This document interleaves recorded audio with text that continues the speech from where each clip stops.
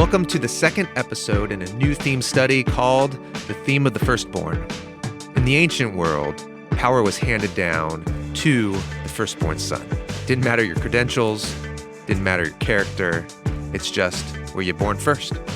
But the God of the Bible has a habit of choosing the secondborn, or the latecomer, the least expected, choosing that person to have power to rule.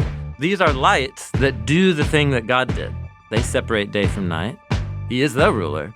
But now there's these mini-rulers who are given responsibility for the thing that God did, and they are called symbols. A symbol is something that stands to represent something greater than itself.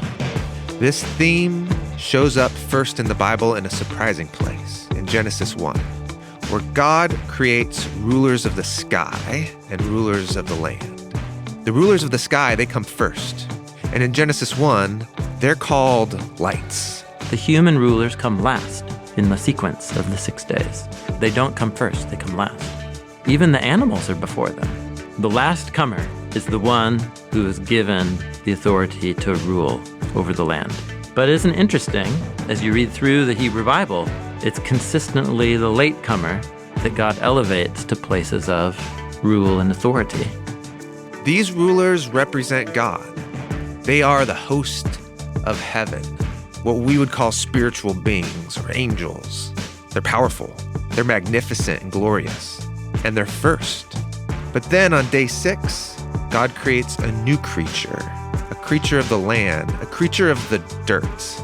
Man and woman together are his image to rule over the earth. These readers of the Garden of Eden narrative in the Second Temple period knew their Hebrew Bibles way better than most any of us do.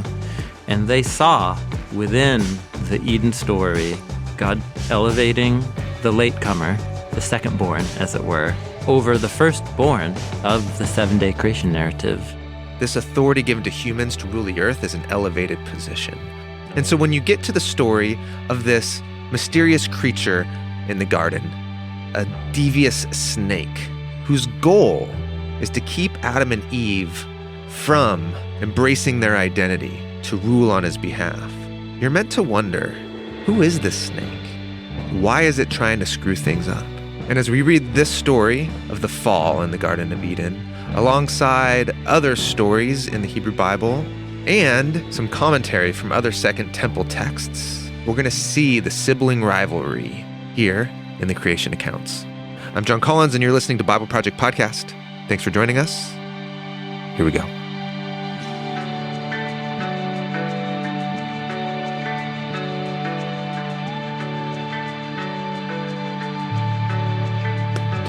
Okay. So we're continuing this conversation in a new theme called the Firstborn. The firstborn. The theme of the Firstborn. Yes. Yeah. And we did a big overview looking at the whole story of the Bible and how this theme shows up. How basically there's this cultural assumption Yep. that in a family, the person born first, it's usually the son born first, gets a special right, a double portion of inheritance, more authority. They're the new patriarch. So this cultural practice that because they were the first fruit of the womb, the first one in line, like they get this position of power. Yep. This is a cultural assumption that's in the background of the whole biblical story, meaning it was an assumed practice in ancient Israel and all of its ancient neighbors. But then you showed us how throughout the entire biblical story, what we get are story after story of God subverting this cultural norm. That's right. That's right. And giving the favor or the blessing. The responsibility over future inheritance or authority.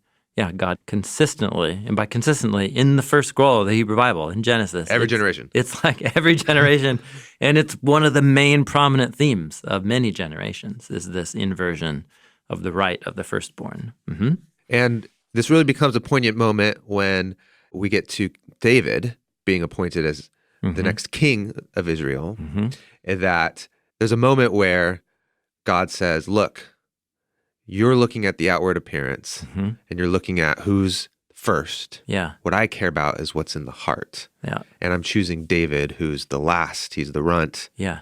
because of what's in Yep. the heart. So this theme kind of comes to a head in this idea of, I'm going to give authority and power to someone who can actually handle it. Yeah, or not. But then he doesn't, yeah, right? I mean, David can't handle it. Okay. And neither do most of the people that he inverts the firstborn practice and gives it to some younger sibling, but they consistently, blow it too.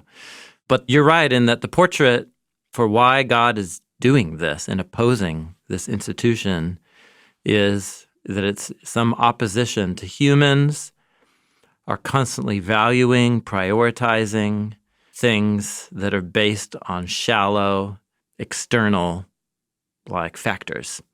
And they are constantly after power. I'm saying they as if I'm not one. That humans, the human family is constantly after power, privilege, prestige, and will do almost whatever it takes to get ourselves or, our children. Will cause chaos. It causes chaos and immense pain and ruin in the human story. And so when God opposes this, it's thematized in Proverbs like God's opposed to the proud, but he gives favor to the humble. Or in Hannah's poem that she sings at the beginning of 1 Samuel, that God brings down rulers from their thrones and he elevates those who sit in the dust to sit on the throne of princes. Yeah. God loves to overturn abusive human power systems in his providence. And this theme of the inversion of the firstborn is what this is about. And it comes to its climax in Jesus, who is portrayed as, an outsider. Yeah, from a poor low family. Status. Yep. And who then, through his obedience, death and resurrection, all of a sudden you realize there's something incredible about this man. Yeah, I guess we didn't highlight this in the last conversation, but not only is Jesus' own origins are shown to be from poor, humble kind of circumstances, but then also the people who he prioritizes in announcing the arrival of God's kingdom are the same types of people, the sick, the poor, the outsider. And he says they are the ones who are God's royal emissaries being invited to join the royal party first. Yeah. And that's his crew, right? The kingdom of God, upside down kingdom, that kind of thing. The kingdom of God is a kingdom of the low status. Yeah, low status. And then he epitomizes that as the king of this new royal family by going to Jerusalem on a packed holiday weekend and poking the bear on purpose in order to provoke a conflict with the leaders, the religious and political leaders of Jerusalem. And it ends up getting him killed, which seems like it's what he planned on having happened. And in being crucified as a criminal and trusting. Which is a super low status Yeah, thing. the lowest of the low. Yeah. He trusted that his Father would vindicate and exalt him even beyond the grave. And it's because he believed in a status that he had that was much bigger. That preceded his birth. Yes. Yeah. Which then Paul, the Apostle Paul, will riff on and call the status of being the firstborn. The firstborn over all creation. Or in the Revelation, Jesus says that he's the firstborn from among the dead. He is the Alpha and the Omega, the beginning and the end. He transcends our categories of first and last. He just is. He is the one who is. So this intuition, I suppose, that we have as humans that there's something special about being the firstborn is not completely wrong in the sense that there is a firstborn over all creation.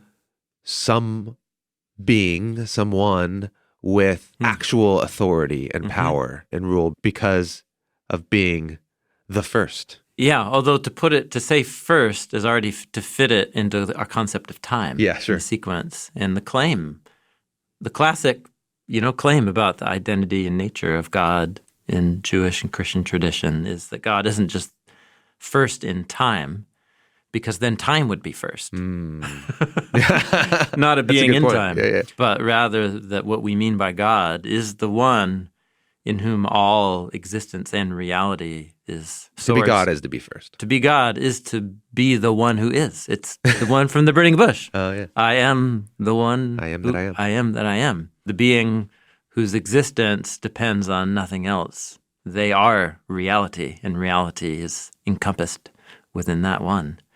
And so that's what it means to say I'm the Alpha and the Omega, the beginning and the end. I And transcend this. Yeah, so when Jesus is called the Firstborn, it's using a metaphor of a human institution to describe the Status. eternal status. And so we'll talk about this more when we get in our later episodes to focus on those New Testament passages more. But we're just right now in how this theme works in the biblical story. There's this surprise that you thought Jesus was the late-born of low social rank, but in reality, he is the one who is the first and the last, the beginning and the end. And then he's the one who is starting a new type of family. Yeah, that's and right. we are called to be part of that family. And so he's the firstborn amongst many brothers. That's right. Paul calls Jesus the firstborn among many siblings. Many siblings. Yeah. Yeah, not just Brothers and not sisters. just brothers. Yeah. And that we are being made into his image. Mm-hmm. And so this idea of wanting to be the image of God, to have God's authority to rule, Mm-hmm. in a way to be important and powerful, Yeah. it's not it's the right calling. Yeah. It is, in fact, the identity of the human family on page 1 of Genesis. But the problem is how are we going to go and get that? Yeah, that's right. And then the scheming of who's going to be first and how am I going to get a firstborn that's going Yeah. to be for my family, and then that just causes all the problems. Exactly right. And so then you have Jesus, who is the firstborn in this meta way, then saying, now become like me, which means to be first, you actually Yeah, need to become last. you need to become last. Yep. And this is, again, anticipating, probably our final conversation in this series, but this is for Paul in his letter to the Philippians, in the poem in chapter 2. That's how it begins. He was, in his very nature, God, but he didn't treat his equality with God as something to be grabbed for his own self-advantage. Rather, he emptied himself of that power and privilege to give up his life. And so you win by losing kind of thing, by losing for others. So that's the meta theme. That's the meta theme. Yep. And then you left us on a cliffhanger and you said, you would think this theme begins with Cain and Abel. They're the first two brothers. Yeah. Cain's the older, Abel's the younger. God favors Abel.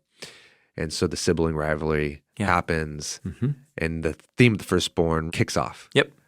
But you said it starts earlier. Yeah, I think the idea starts earlier. Yes, that's right. So what we're going to do is focus on the role of humans in relationship to the rest of creation as it's portrayed in the first two narratives of Genesis, Okay. the 7-day creation narrative and the Garden of Eden narrative.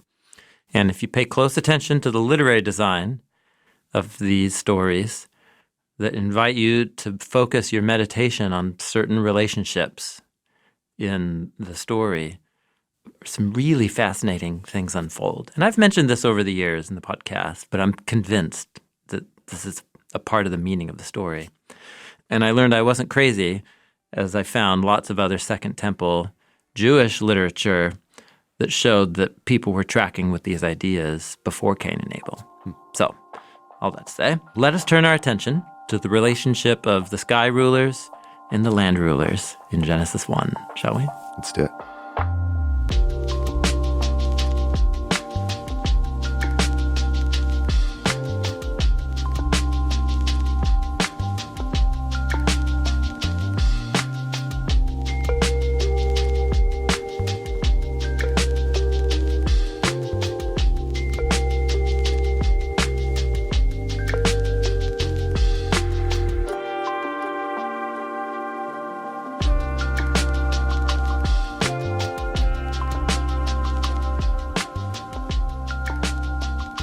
So we probably more than any other part of the Bible have focused our attention on the early pages of Genesis. So I will do my best to Be brief. be brief. But summary. But people are going to be listening who have no idea. That's true. That's right. Okay. So I'll try and do a summary, but we do have a video on the 7-day creation narrative that does a better job than I could right now of explaining the design and message of Genesis The 1. visual commentary, Genesis 1. That's right.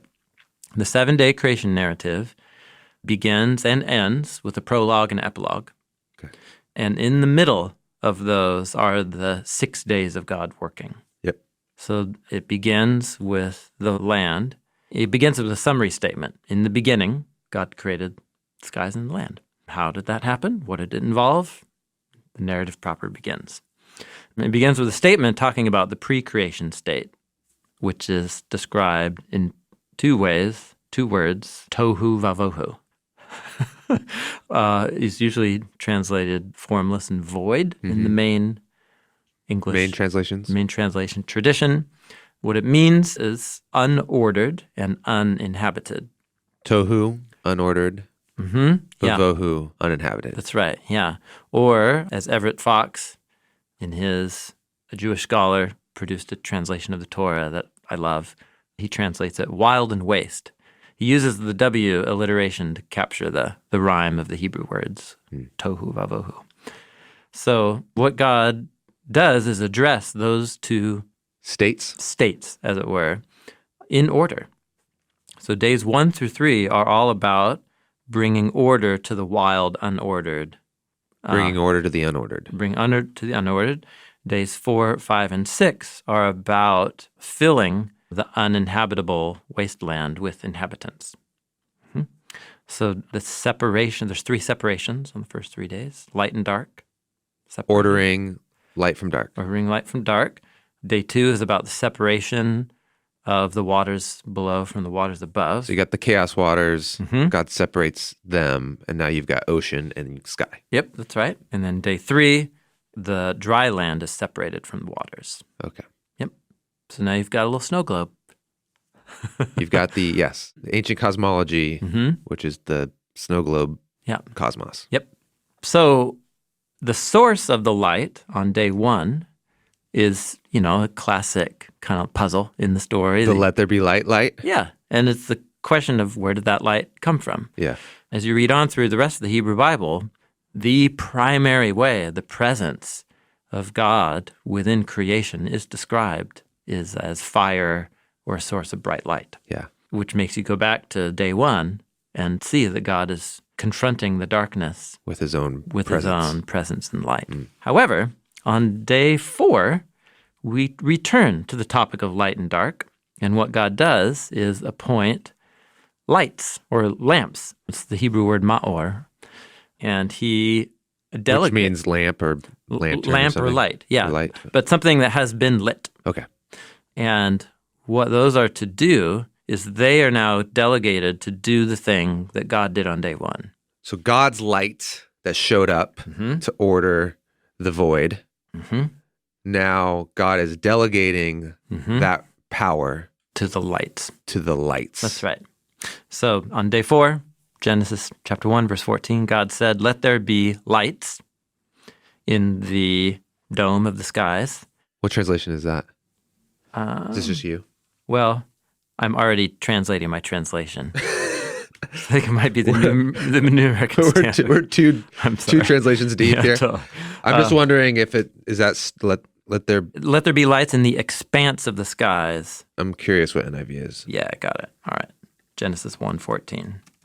Well, depends on what date of the NIV you're reading. Okay. So the most up-to-date one, as of 2022, it reads, "Let there be lights in the vault of the sky." Okay, but it is lights. So let there be lights. Yep, let there be lights. Yep. Okay. 2, in order to separate the day from the night. And let them be... day and night were already separated. Yeah. Day 1. God did it. Personally separated day from light. That's right. So now they're being separated again in a way. The thing that God has separated. already established is now being delegated. So that they will now have that bear the same responsibility. separation power that happened. Yeah. God's saying now here's some lights that are going to do the same thing. Mm-hmm. They will do it. And this is part of the biblical imagination for what are the stars. So they're going to be called, at the end of this chapter, the host of heaven, which is the same name given to the luminous angelic beings. Yeah. that They're spirit beings. Yeah, spiritual beings. So the stars are imagined as creatures who do God's will. They dance their dance or They show God's order. They show and they display the order of time through their through their movement, which is regular, it's ordered, Yeah. it's the structure of time. Yeah. But there's a few that don't quite march to the same order. The morning star. And they are called the planetes, the wanderers. The Greek word planeo means to wander. Oh, yeah. And so the planetes is the wandering one, Yeah. is where we get our word planet. Oh, interesting. Because there's a handful of lights that seem like they're not in coordination. Yeah. They got their own thing going. They have their own pattern, Yeah. but it's a different one than the other one. They've gone rogue. Yeah. So God made the two great lights, the big light to rule. So we're using royal king language to rule the day, and the small light to rule the night. The moon. The moon. Okay. And also the stars. And also the star. Yep. God placed them in the dome of the skies to give light on the land and to rule the day and the night and to separate the night from the darkness. God saw that it's good.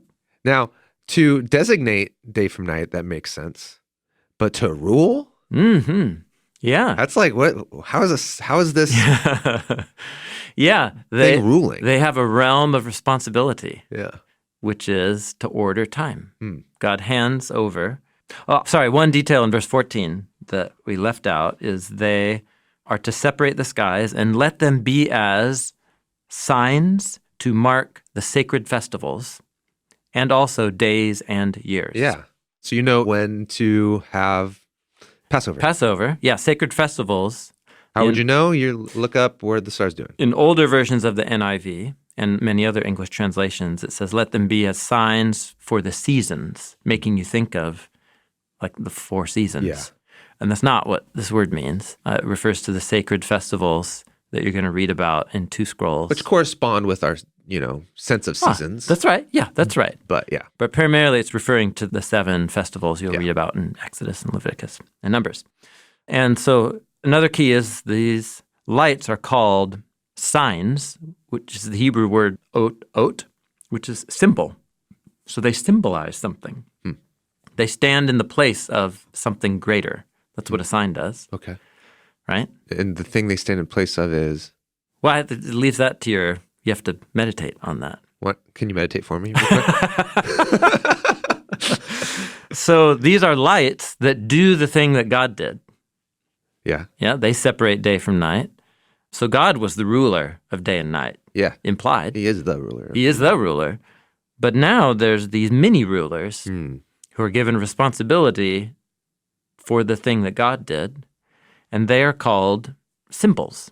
A symbol is something that stands to represent something greater than itself. Now, we're going to come back to this idea with a new word, which is image. Correct, yeah. Is that a synonym, or is that a different idea? It's a different word. It's a related word. Okay. Yeah. I don't know if it's so close to say a synonym, but it's definitely a related word. One thing that stands as a symbol or representing another thing. Okay. And that's what an image does.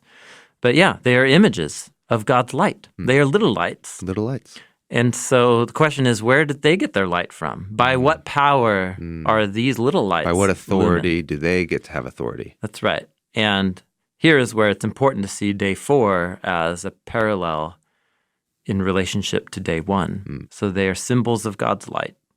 They are spiritual beings whose, in some aspects of their nature and being, point to the greatest spiritual being of all.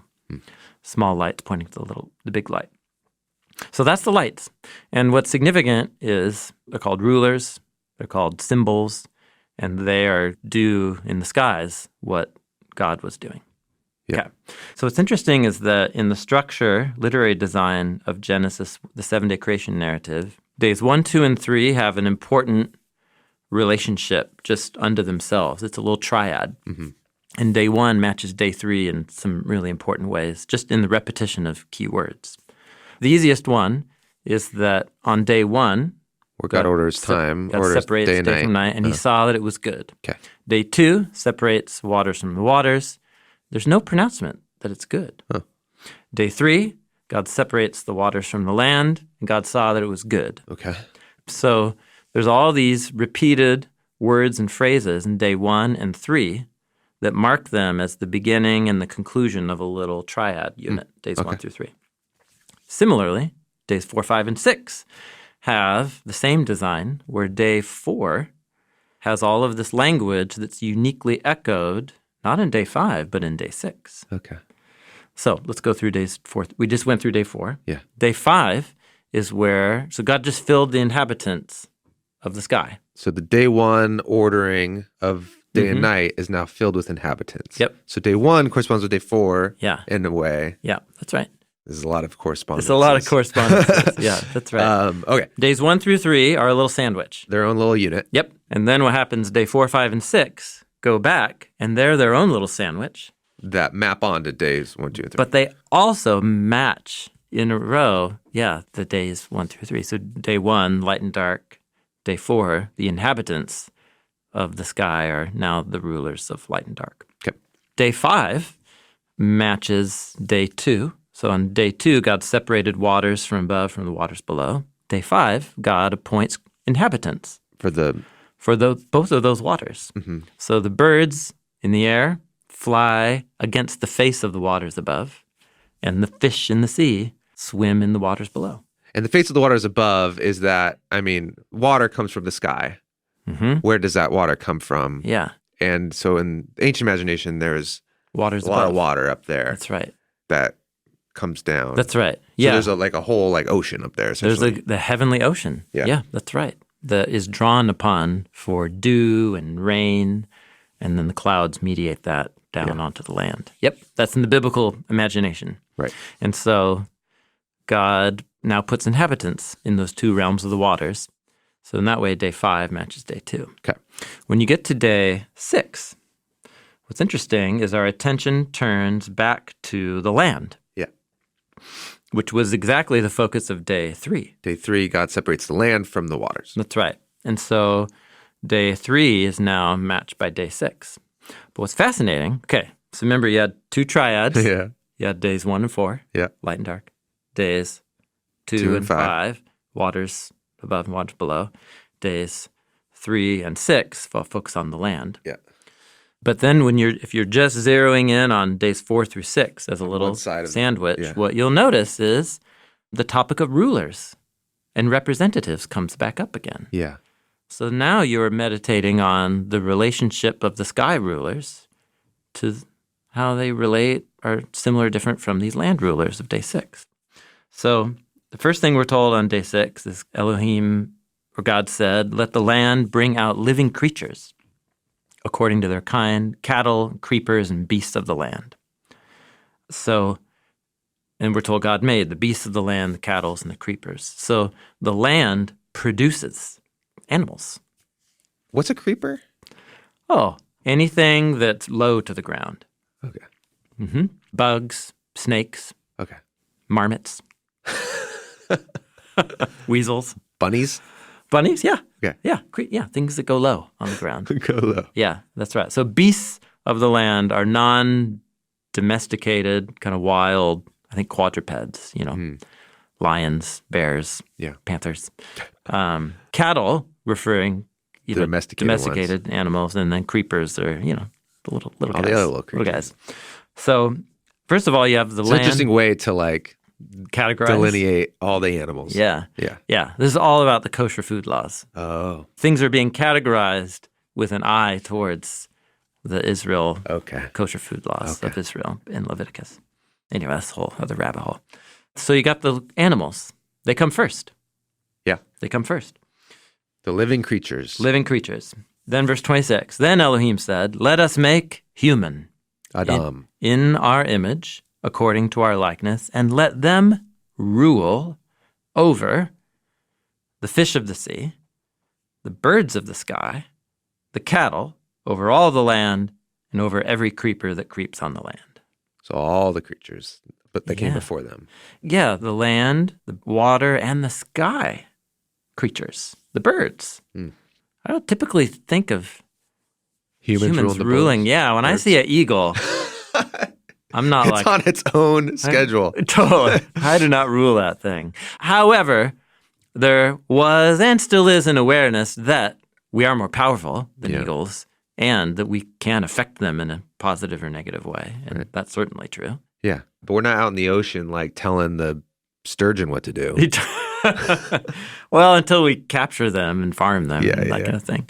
So what's interesting here is the relationship of humans to fish and land creatures feels pretty intuitive. Yeah. But to the sky creatures, that's interesting. Huh. Okay. So human authority reaches up to the sky even. Yeah. Well, and to the depths. I think that's not. I think that's also not as very intuitive. Like, in what way do I rule the whale or the Leviathan? No, right? dude. This. No, this is wild. This was an article in the Oregonian, the Oregon newspaper. There was a couple kayaking. This didn't happen this summer, but I think previous summer. But it became a viral video. I don't know how I didn't see it when it happened a few years ago.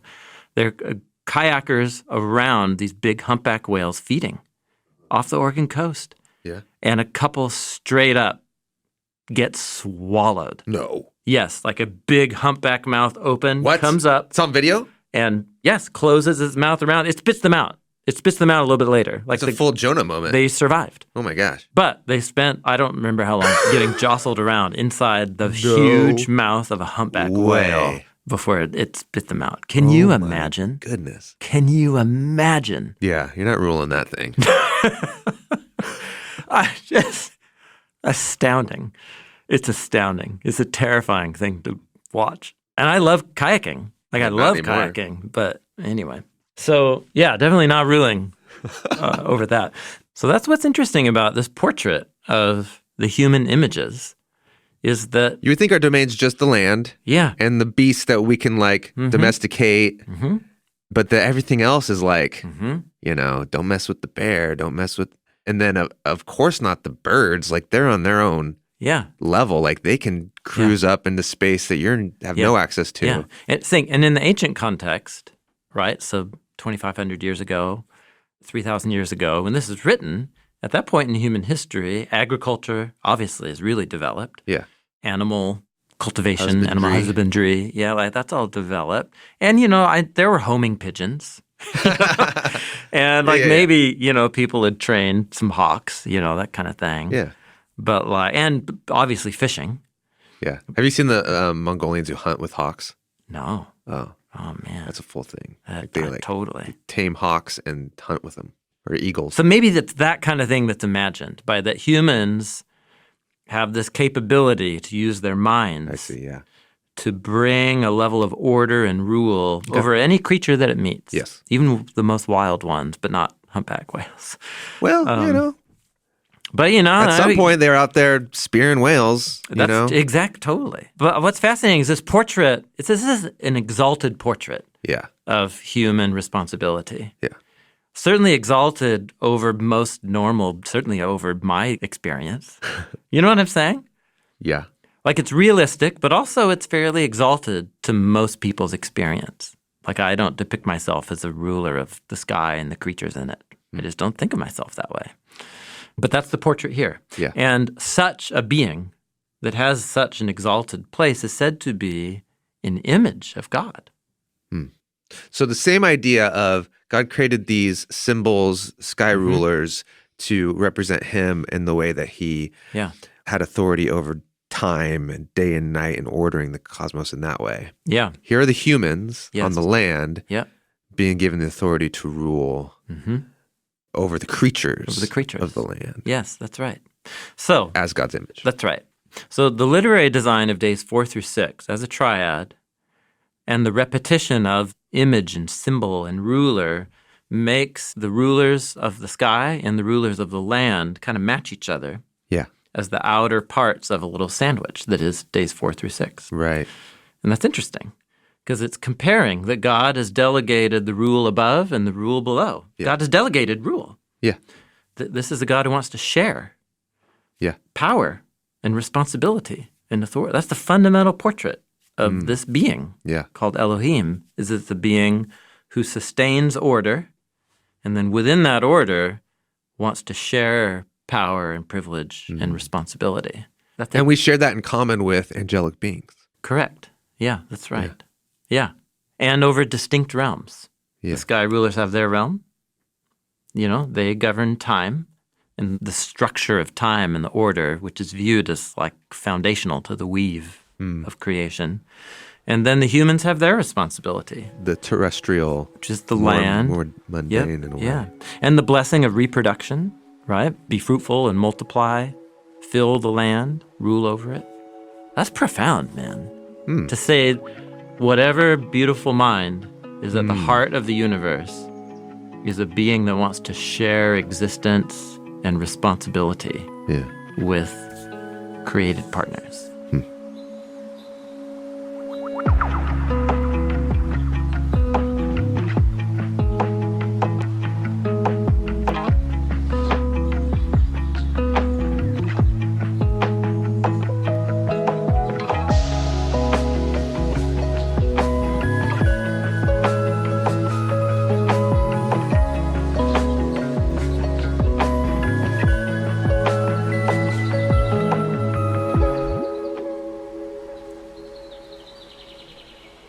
So that's the portrait here. Yeah. So let's notice that there's that relationship between the sky rulers and the land rulers. It's the land rulers who are given, I think, it depends on your view of cosmology, but they're given a big realm to rule. Uh-huh. So that's an interesting comparison or contrast between them and the sky rulers. And then also let's just notice that the human rulers come last in the sequence of the 6 days. They don't come first, they come last. Yeah. And even the animals are before them, which is true in this narrative. It's also true in the narrative, for example, that the fossil record seems to tell, right? Animals. But that's not what this is concerned with. No, that's true. I'm extrapolating as I meditate on it. So the last comer is the one who is given the authority to rule over the land. Yeah. This latecomer. Yeah. So you could just do nothing with that observation. But isn't it interesting, as you read through the Hebrew Bible, it's consistently the latecomer that God elevates to places of rule and authority. And, it makes you go back to Genesis 1 and be like, that's interesting.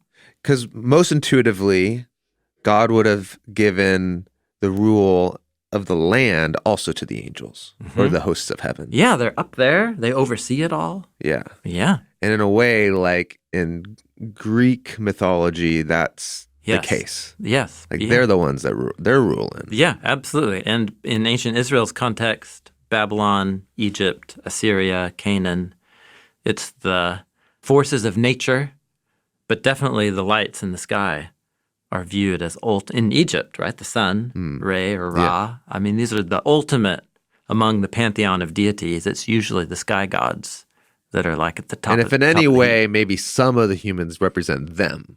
Yes, that's right. Yeah, the ultimate compliment for a human is to say they're an incarnation of one of the sky rulers. Right. Correct. Yeah. But here, it's reversed. Yeah. The sky rulers have power and dominion. Yeah, that's right. But it's separated from then a dominion that the humans are given. That's right. And they're both called. Yep. Well, one's called an oat. Is that right? Yeah. And the lights above. A symbol. A symbol. And the humans are called an image. Yes. Salem? Selim. Selim. Yeah, Selim. Yep. Yeah, that's right. And Selim particularly refers to a carved statue. It's the word for statue. A statue that represents, whereas the word sign or symbol can refer to lots of things. I guess my point there was the angels are more powerful. And they're more exalted. And they came first and they rule the sky. Yes. Why not also then be the ones that rule the earth? Yeah. And here's these latecomers who are also like just these dirt creatures. Yeah. Yeah. Who then God says, actually, you're going to rule. That's right. The land. Yeah. This is a uniquely elevated depiction of human identity and human dignity.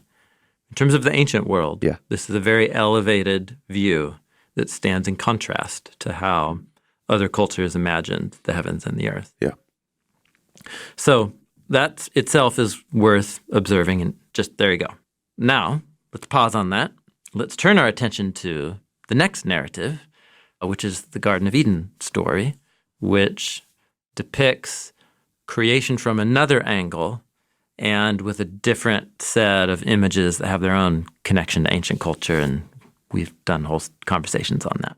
What I want to focus on is just a couple things. First of all, that You're talking about Genesis 2. Genesis 2. The story of the Garden of Eden. The Garden in Eden. But you also have an alternate story about the creation of order and abundance on the land. Yes.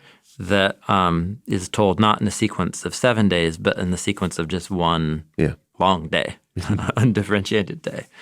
And so that begins in Genesis 2, verse 4. This is the birth account, the birth story of the skies and the land when they were created.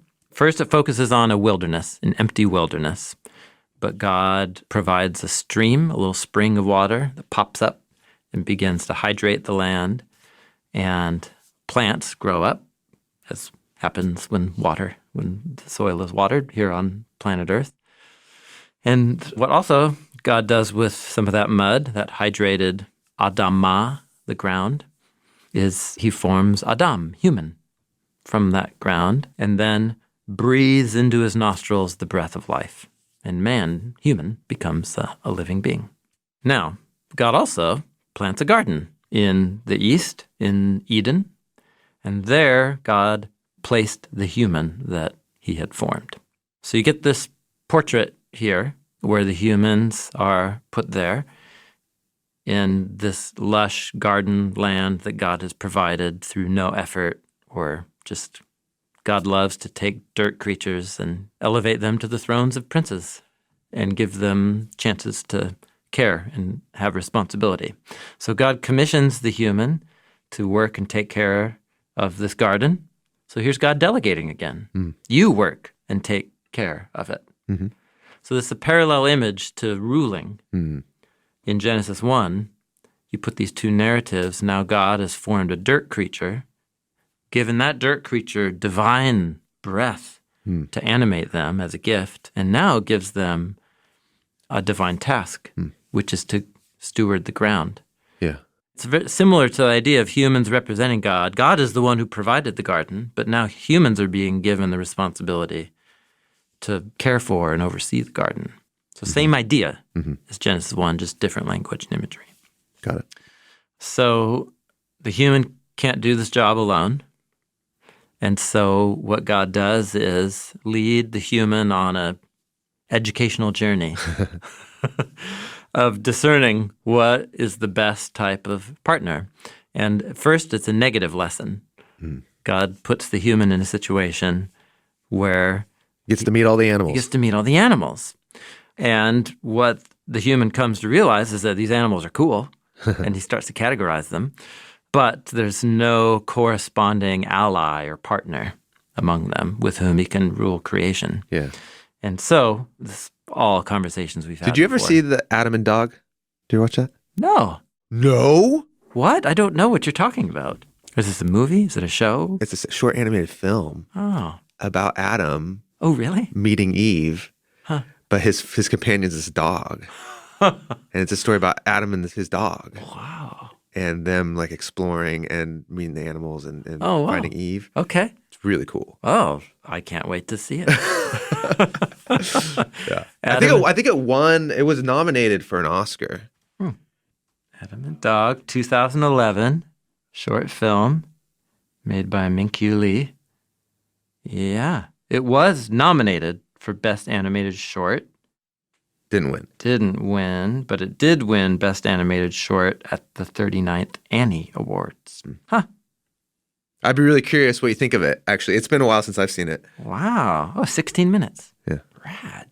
I want to see this. Yeah. Okay. Thank you. Adam and Dog. Adam and Dog. Okay.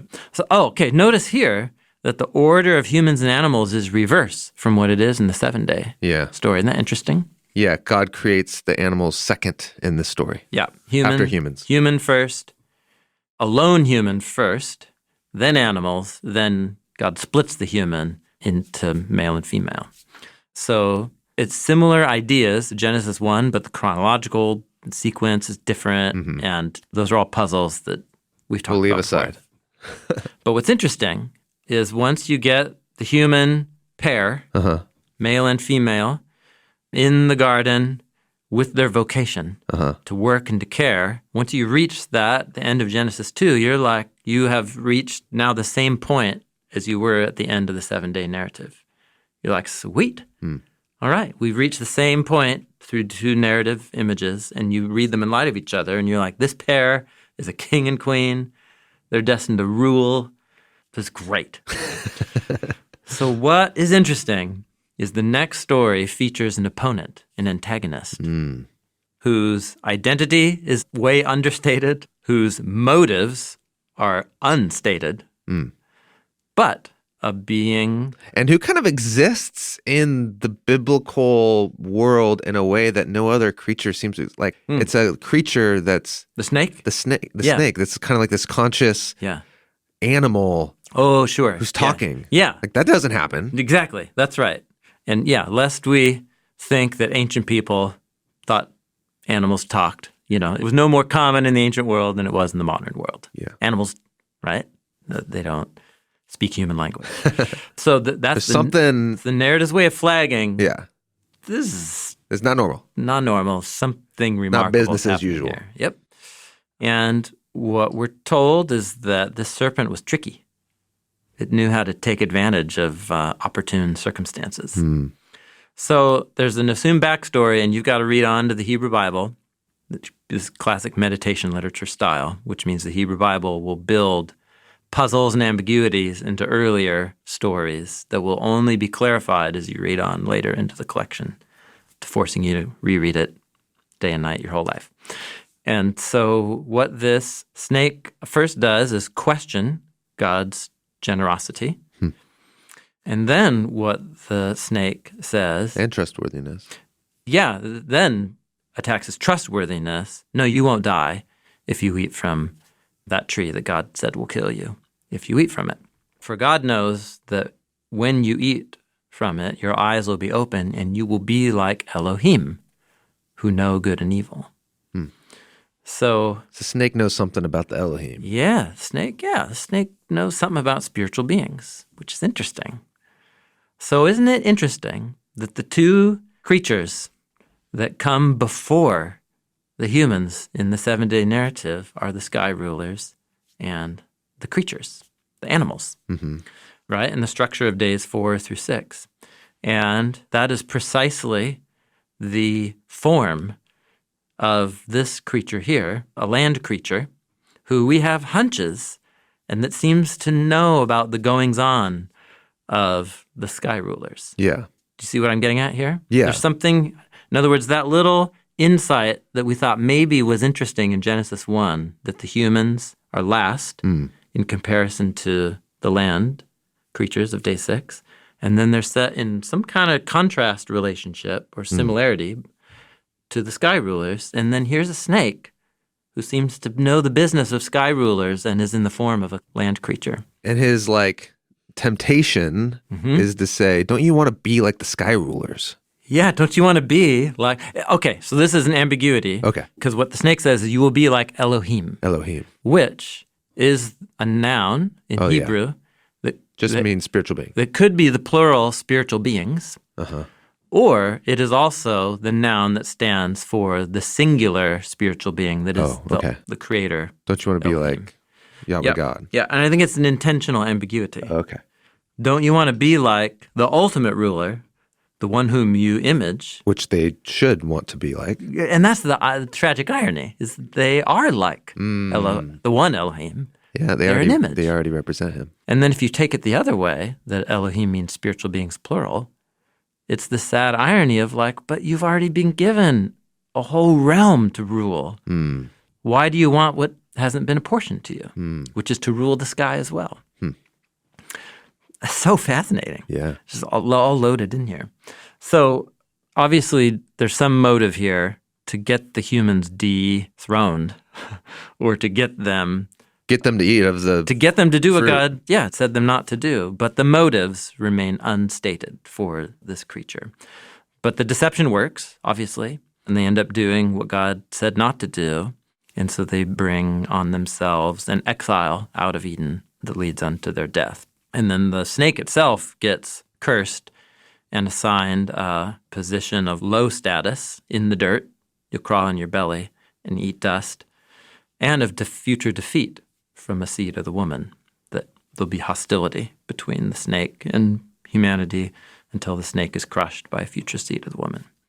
So here's what's super interesting, is that this parallelism, this identity of the snake, and what I'm just drawing attention to, these little details of the design that lead you to think that this land creature is somehow connected to the sky rulers.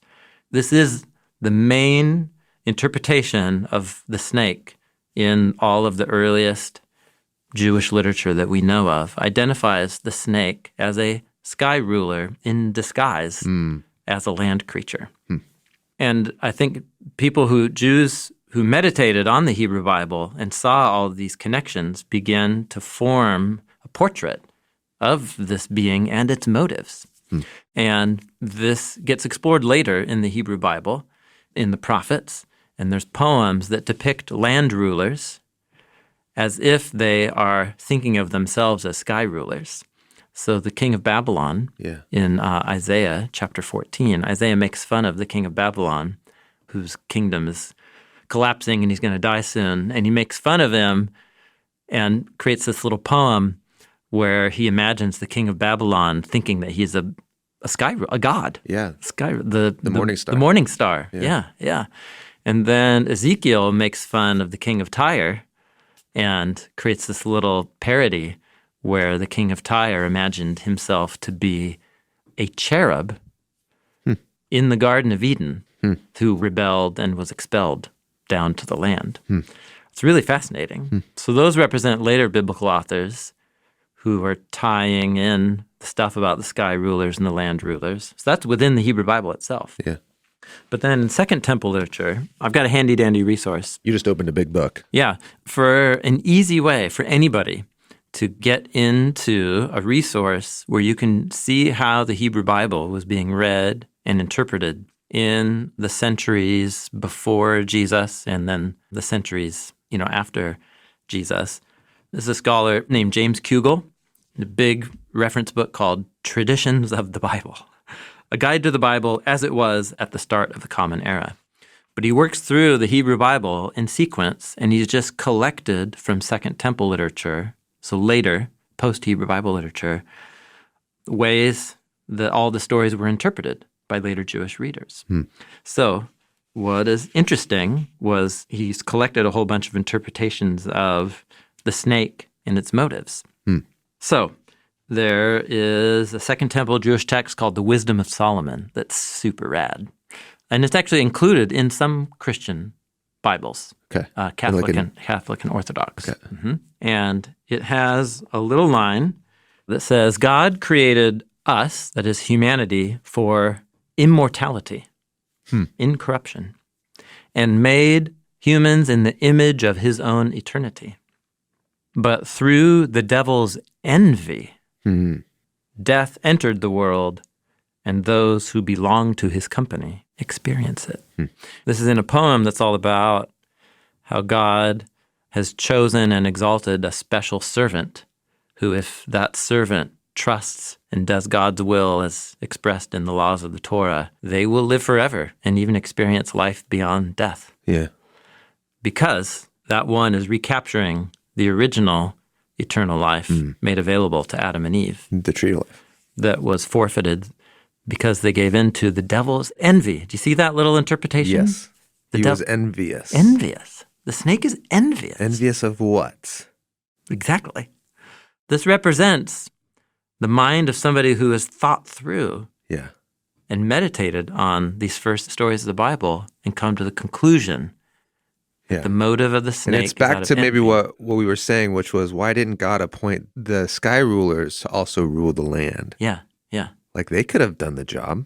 I bet they're qualified. Yeah. And in most of Israel's neighbors, that is their role. That is their role. Yeah, to rule heaven and earth. Why should these lowly creatures get that responsibility? Yep. And so this is all about the theme of the firstborn. Exactly. And yes. And one of the things that drives a lot of the problems with the firstborn. Yeah. Well, Cain and Abel. Yes. The first one. Yeah. That we're going to come to next. Envy. It's envy. Yes. Yeah. He's angry out of an implicit envy. Yeah. That his brother has been exalted over him. Yeah, it's not fair. It's not fair. That's exactly right.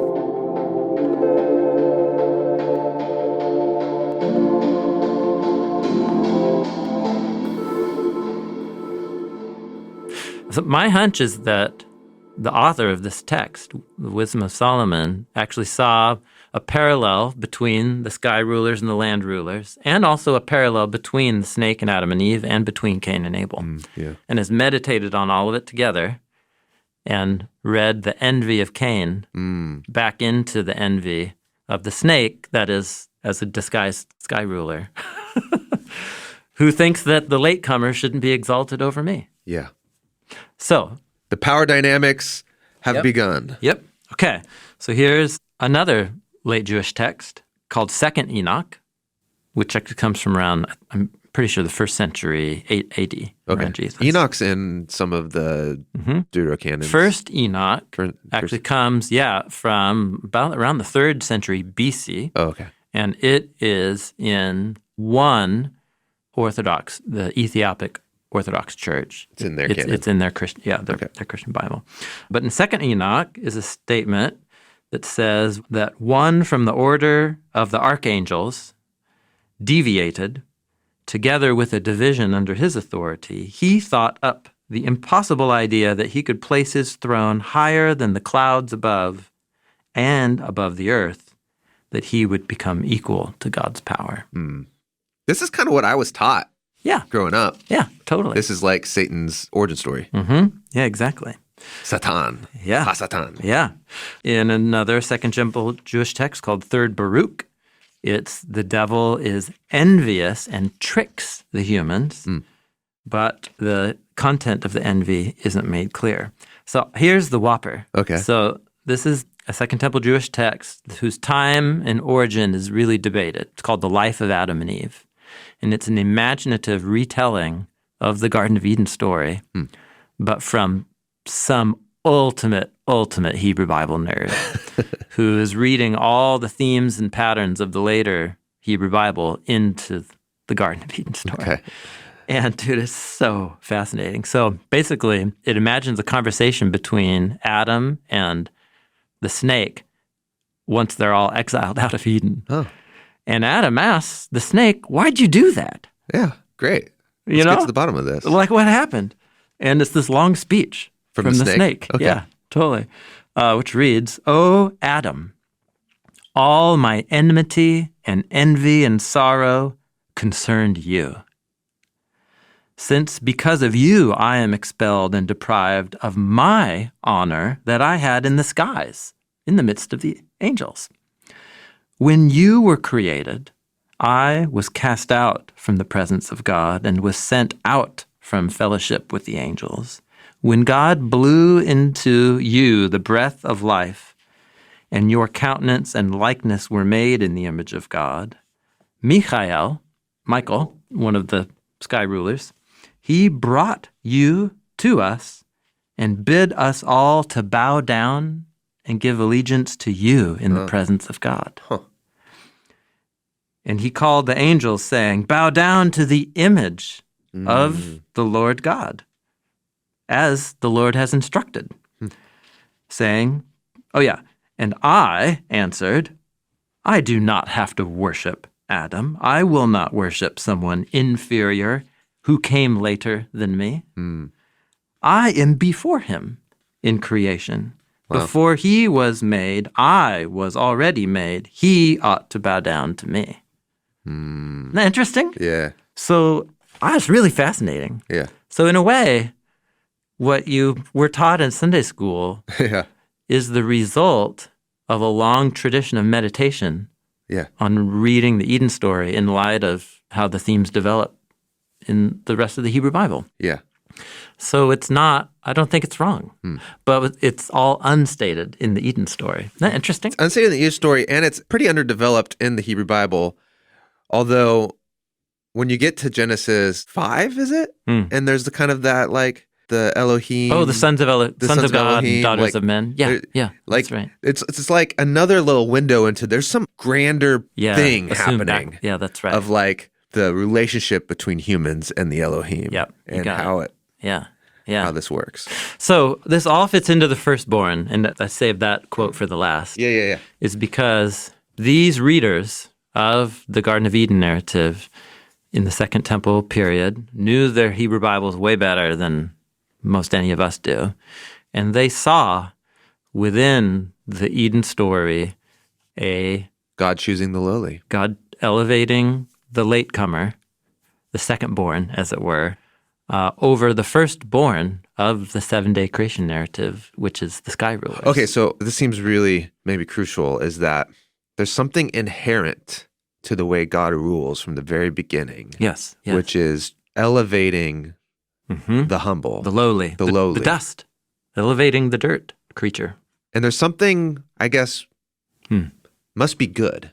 Because everything God's been doing is good. So there must be something good about this. Yeah. But then this becomes the basis of a conflict. Yes. Yeah. Which then creates everything bad. Right? Yeah. Like all of the strife and violence and enmity and everything is now coming from this, from the rivalry that's resulted from God deciding to elevate the lowly. Yeah, that's right. So what is that? That's fascinating. That's a good observation. Yeah, it's as if what God as the source of all, who is all being and existence in God's own self. Yeah. And from the beginning wants to share power and authority, but also from the beginning wants to define true power and authority, not as taking for oneself what you think you deserve, right, but rather receiving power as a gift. And God's way of, I guess, incarnating that lesson is from the very beginning. And he does give it to the angels. That's right, yeah. But then he gives it to these lowly creatures. And so if you're not down with that, that people, creatures that don't seem to deserve what I deserve are getting God's favor. That's good. If you're not down with that, now begins... This God's going to really frustrate you. This God's going to frustrate you, but also you're going to frustrate creation. Oh, yeah. You're going against the grain of creation. Dude, this is so rad. Because, like, what else does... So we're at the end of summer, real time, recording this. Yeah. And so I spent a lot of time camping and backpacking and in the middle of nowhere this summer. And you look at nature and you're like, the most powerful creature out here is the king, you know? Oh, dude. Yeah, I saw some grizzlies this summer. Yeah. Oh my gosh. Like, it's intense. So intense. They're clearly like the alpha predator, you know, out in like, you know, in the Rockies. Yeah. And just to think in nature, that seems natural to us. The most powerful is the one in charge. Right? The one in charge. And then here in this cultural practice, the firstborn is designated the most powerful. And this is a depiction of the heart of the creator of the universe as actually saying, no, it's actually the weak ones.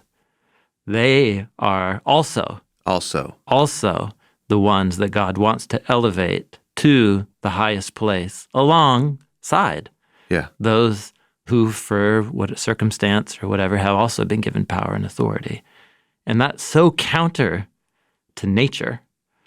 But yet in Genesis 1, it's said to be woven into the fabric of nature itself. Right. And that's what is so fascinating. Yeah. Thank you for drawing attention to that. That's good.